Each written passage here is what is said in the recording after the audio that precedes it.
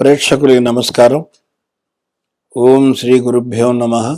ఉచ్చిష్ట మహాగణపతి దేవతాభ్యో నమ. ఆదిశంకరాచార్య దేవతాభ్యో నమ. కేఎస్ కృష్ణమూర్తి దేవతాభ్యో నమ. కేఎం సుబ్రహ్మణ్యం దేవతాభ్యో నమ. శ్రీరామస్వామి దేవతాభ్యో నమ. మాతృభ్యో నమ. పితృభ్యో నమ. సర్వేభ్యో నమ. శ్రోతలందరికీ ఈరోజు గురువు యొక్క రాశి మార్పు అంటే రాబోయే 31 అక్టోబర్ 2026 మధ్యాహ్నం 12:50 గురువు కర్కాటక రాశి వదిలి సింహరాశిలోకి ఎంటర్ అవుతాడు, అంటే చేరతాడు. అయితే ఈ చేరడానికి ముందర అసలు గురువు గురించి 1-2 విషయాలు మాట్లాడుకుని ఆ తర్వాత 12 రాశులకి ఫలితాలు మనం చెప్పుకునే ప్రయత్నం చేద్దాం.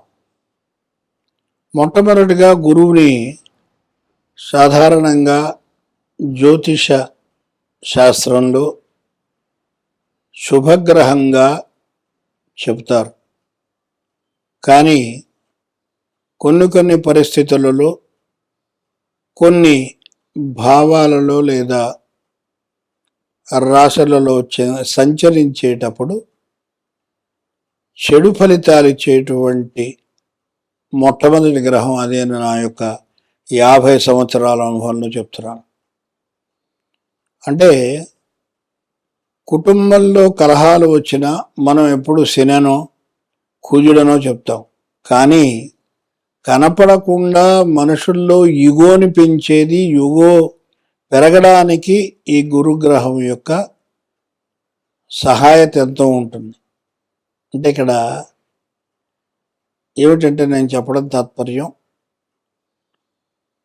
అహంకారం, నేను గొప్ప అని చెప్పేటువంటి తత్వాలు జనాల్లో మొదలవుతాయి. ముఖ్యంగా ఈనాటి ఐటీ ఇండస్ట్రీలో ఉన్నటువంటి భార్యాభర్తల్లో ఎక్కువ ఇది రావడం మూలంగా విడాకుల దాకా వెళ్ళేటువంటి పరిస్థితులు రావడం, వాళ్ళు మా దగ్గరికి రావడం, మేము మాకు తోచినటువంటి కౌన్సిలింగ్ తర్వాత చిన్న పరిహారాలు చెప్పి వాటిని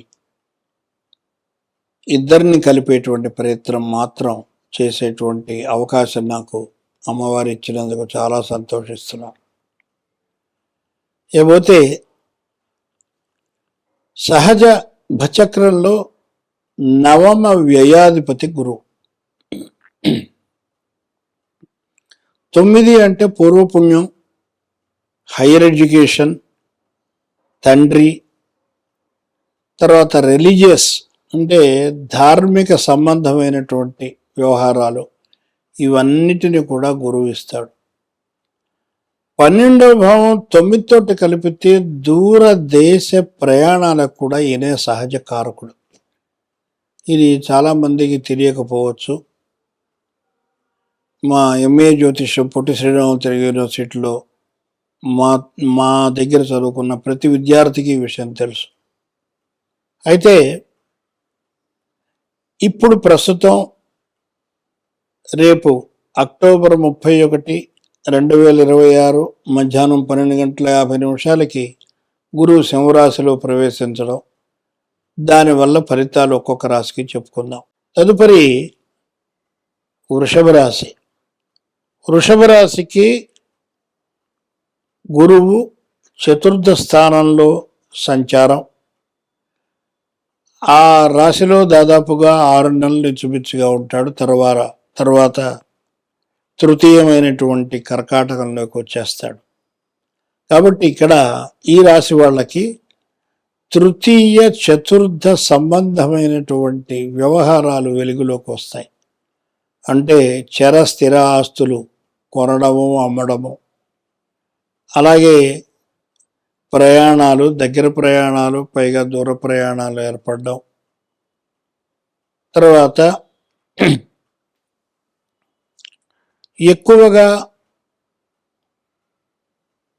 కంఫర్ట్స్ ఏదైతే ఉంటాయో, సౌకర్యాలు ఏవైతే ఉంటాయో వాటికి ప్రాధాన్యత ఇవ్వడం జరుగుతుంది ఈ సంవత్సరం. అలాగే ఈ గురువు యొక్క దృష్టి రాస్యాత్ పంచమ దృష్టి వచ్చేసి అష్టమం మీద పడుతుంది. అష్టమం మీద పడ్డం మూలంగా ఇది కొంచెం ఇబ్బందికరమైనటువంటి, అంటే టెన్షన్స్ కానీ భేదాభిప్రాయాలు కానీ మనసులో వచ్చి కొంచెం విముఖత చూపించేటువంటి అవకాశం ఉంటుంది. చిన్న చిన్న తగాదాలు ఏర్పడేటువంటి అవకాశం కూడా ఉంటుంది. ఎందుకంటే వృషభం సహజ ద్వితీయం కాబట్టి మీరు మాట్లాడే మాటని అవతల వాళ్ళు తప్పుగా తీసుకునేటువంటి అవకాశం ఉంటుంది.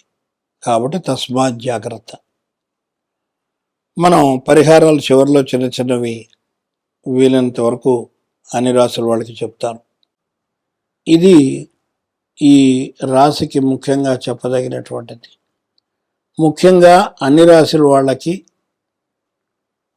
వరుస క్రమంలో మనం చెప్పుకున్నట్టయితే మొట్టమొదటిగా శ్రీరాజమాతంగ్యై నమః అనేటువంటిది ఉద్యోగం కొరకు,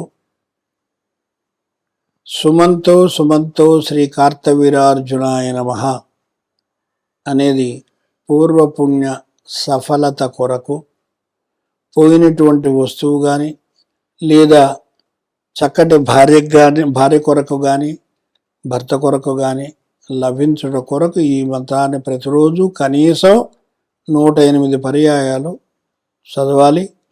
అలాగే వీలైతే 2-3 గంటలు దీన్ని జపం చేసుకుంటూ వెళ్ళినట్టయితే తప్పనిసరిగా మీరు అనుకున్నటువంటి పనులు అవుతాయి.